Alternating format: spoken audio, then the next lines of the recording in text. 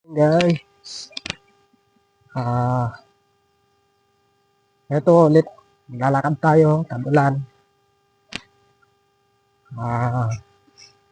Sisimba tayo.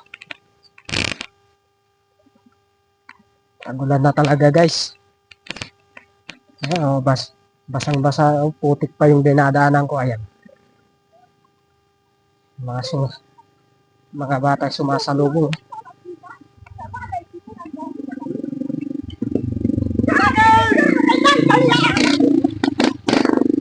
Ayun. Yung mga pagsusundo. So guys, tignan nyo yung Clark doon, hindi na gaano makita dahil nga sa sa ulap. Talagang tag-ulan na guys. Tag-ulan na talaga dito sa atin.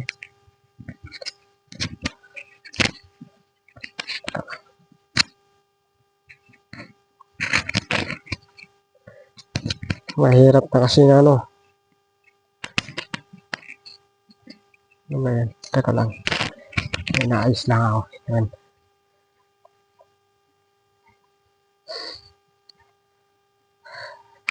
Ayaw kong magmotor ngayon guys kasi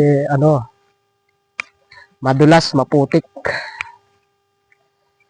Ito pa lang, hindi pa gaanong maputik to guys kasi yung motor natin guys, single yun eh.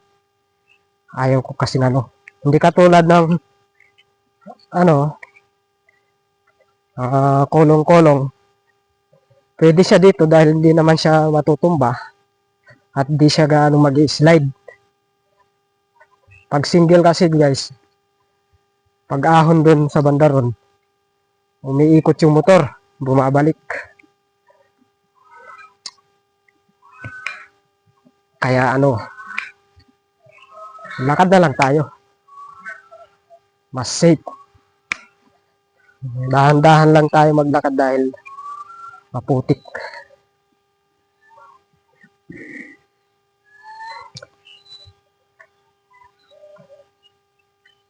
Sisimula na sila dun naririnig ko yung hawitan sa simbahan.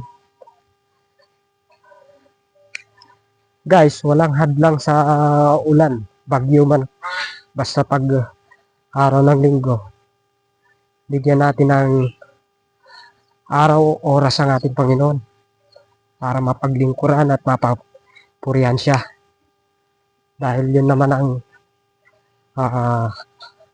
para sa kanya, yung the best na araw.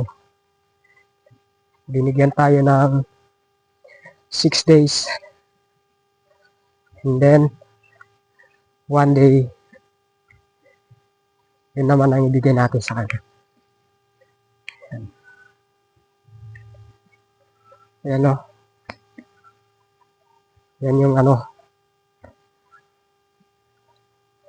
school.